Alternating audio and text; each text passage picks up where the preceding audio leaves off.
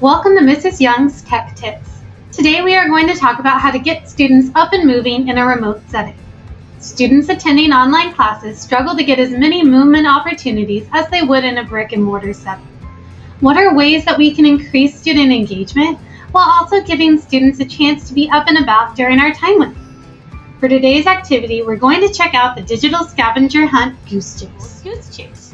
Goosechase does offer a paid subscription option, but for today, we will be using the free version. The free version of Goosechase comes with 3 teams per game or 3 individual members per game. For this activity, you will want to create 3 teams that students can join. Goosechase also requires a mobile phone to play, so be sure that students have access to a tablet or cell phone before trying this activity with your class. Let's take a look at how we are going to create our Getting to Know You classroom scavenger hunt. This is a great way to encourage students to explore your digital classroom and all it has to offer. You will want to start by creating an account in Goosechase. Once you are taken to the main dashboard, you'll want to click on the blue New Game button. Upload the photo of your choice and fill out the game information. So for here, our game is going to be Classroom Scavenger Hunt, and our game description might be Getting to Know Your New Schoology or Canvas Classroom. If you want an added security option, you can also set a game password. So this one might be Young Class 1. And you'll want to create a separate game for each class period you have. Now you're ready to begin your scavenger hunt by adding your first mission. So click Save and Continue. And now you're ready to start the very first mission of your scavenger hunt. Since students will be at home for this activity, we will only be looking at text and photo-based missions. So click on the Add Mission to List button, and then you have this option over here to do photo, video mission, text mission, or GPS mission. So we're going to stick to photo, video, and text. And then we're going to name our very first mission. So this one might be, let's say, where do I turn it in? Where do I turn classwork in? And then we're going to assign it a point value. I'm just going to go with a standard 500 points. And this one might be, take a picture of where you turn in your classwork in Schoology. Quick and easy. Students can choose to attach an image or attach a link. If you click on Advanced Settings, you can have them only attach photos or only attach videos. And then this option allows you to have their submissions shown in one giant feed, so as students are submitting, everyone can see everyone else's answers. Or if you don't want them to see everyone else's answers, you can hide it in there. When you're done, you can click on Save Changes. And then you can create several different missions. We're actually going to take a look at a completed classroom scavenger hunt next, so you can see what that looks like.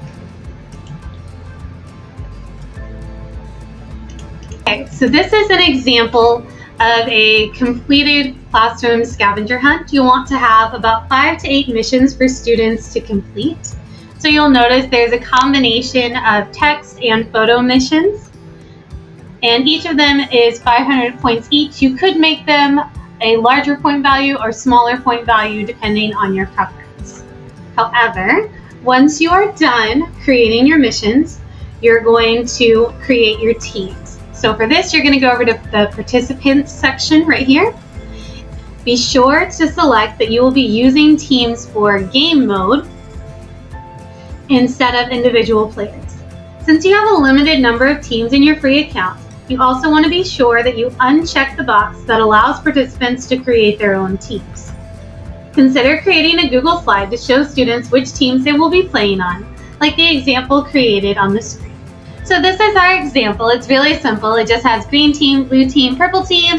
It's a Google slide with all the students' names below. Make sure that when you are sharing this with your students, you want to name it. So team groups. And then also you want to make sure that when you share it, you're the students' viewers and not editors, so they can't move students around to different teams. To create your team, you're going to click on the blue Create New button, and then you're going to upload an image. So what I did is I just took the Google Classroom image that I had loaded previously, and I changed it for the different color teams. So my teams all have different colors. You can name your team. And then if you want an additional layer of security, you can do a team password like purple, green, or blue to make sure that students are joining the correct team. You can also choose to send invites to your student email addresses, and that will just send them an email that tells them how to download the Goosechase app and join your game. You can also just take that information and project it on a Google slide as well. For your last step, you will be starting the time on your game. So you're going to create a manual game that will last about 30 minutes. And to do that, we're going to click on Start and Stop.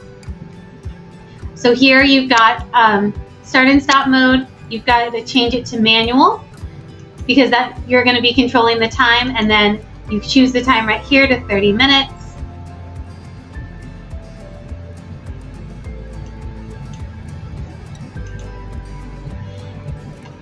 Then when you're ready, you click Start Game, and then it will tell you down here that your game is live. Remember that you can only have one live game at a time, so be sure to stop any other games that you may have going for other class periods that were in progress before beginning this game. So now you are ready to begin your Goosechase scavenger hunt. When introducing this to students, you're going to start by talking them through how to download and use the Goosechase app, and you can use the guide that we have in the description to help you. Once students have downloaded the app, they'll need to find your game, so direct them to type in the game code you created or the title of your game. Remember, students can only find games that are live, so you have to start your game before they find it. You may want to give yourself about 5 extra minutes in the duration period just so kids can find your game. And if you need to know where your game code is, it's right down here at the bottom of the screen. Direct the students to choose their teams, and then the game can begin. Students will race to complete the challenges for their team, and the team who completes all of the challenges first will be the winner. You can keep track of the progress of your teams by selecting the Activity Feed button in the left-hand side of your screen. We hope your students enjoy this scavenger hunt as much as we did. Subscribe to our channel for more videos like this one.